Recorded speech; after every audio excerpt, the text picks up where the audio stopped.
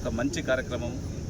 బక్రీద్ అంటేనే త్యాగాలకు ప్రతిరూపకంగా చేసుకున్నటువంటి ఒక బక్రీద్ పండుగకు మనమందరం కూడా దీంట్లో పార్టిసిపేట్ అయ్యేందుకు శుభాకాంక్షలు తెలపడం.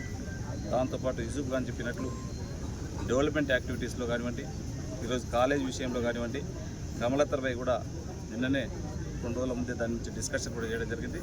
కంపల్సరీ అక్కడ ఉన్నటువంటి ఇష్యూస్ అన్నింటినీ కూడా, అక్కడ ఉన్నటువంటి ప్రాబ్లమ్స్ అన్నింటినీ కూడా త్వరలోనే ఖచ్చితంగా పరిష్కరించి ఒక మంచి క్వాలిటీ ఎడ్యుకేషన్కు తాండ్రుల్లో తీసుకొచ్చే బాధ్యత ఒక ఎమ్మెల్యేగా ఖచ్చితంగా నేను తీసుకుని తప్పకుండా చేస్తానని చెప్పి కూడా దాంట్లో భాగంగానే ఒక మంచి ఇంటిగ్రేటెడ్ స్కూల్ కూడా గౌరవ ముఖ్యమంత్రి గారు 200 కోట్లతో దౌలాపూర్లోనే తొందరనే దాన్ని నిర్మించుకోబోతున్నాం. ఈరోజు ఎప్పుడు ఇవ్వలేనటువంటి ప్రాధాన్యత ఎడ్యుకేషన్కు గౌరవ ముఖ్యమంత్రి గారు ఎడ్యుకేషన్ మినిస్టర్ ఉన్నాడు కనుక ఖచ్చితంగా మంచి టాప్ ప్రియారిటీ ఇస్తూ ఉన్నాడు. వారి సహకారంతో ఎడ్యుకేషన్ కానివ్వండి, మంచి వైద్యం కానివ్వండి, హాస్పిటల్లో ఉన్నటువంటి మౌలిక సదుపాయాలన్నింటినీ కూడా ఖచ్చితంగా ఒక మంచి మోడల్ కార్పొరేట్ హాస్పిటల్గా తీర్చిదిద్దే బాధ్యత అతి త్వరలోనే మెడికల్ కాలేజ్కి కూడా దీన్ని కనెక్టివిటీ చేసి ఒక మంచి వైద్యంని కూడా అతి త్వరలోనే అందించబోతా ఉన్నాం.